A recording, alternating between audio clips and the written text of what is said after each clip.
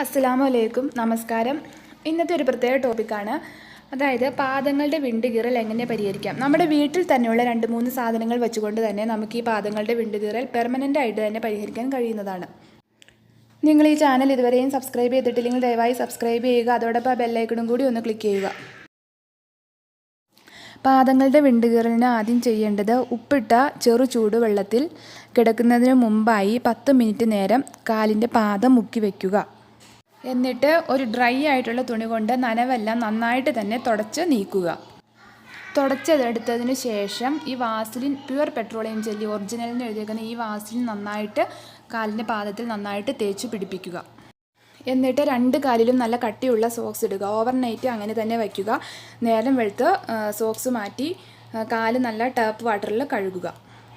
ഇങ്ങനെ ഒരൊറ്റ ദിവസം ചെയ്താൽ തന്നെ കാലിൻ്റെ വിണ്ടുകീറൽ പൂർണ്ണമായും മാറിക്കിട്ടുന്നതാണ്. അടുത്തത് നാരങ്ങയുടെ നീര് ഉപയോഗിച്ച് എങ്ങനെയാണ് കാലിലെ വിണ്ടുകീറൽ പരിഹരിക്കുന്നതെന്ന് നോക്കാം.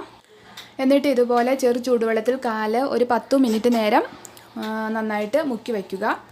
എന്നിട്ട് ഈ നാരങ്ങയുടെ നീര് 1 ടേബിൾ സ്പൂണും ഈ 1 ടേബിൾ സ്പൂൺ പെട്രോളിയം ജെല്ലിയും കൂടെ നന്നായിട്ട് മിക്സ് ചെയ്തിട്ട് കാലിൽ നന്നായിട്ട് തേച്ച് പിടിപ്പിക്കുക.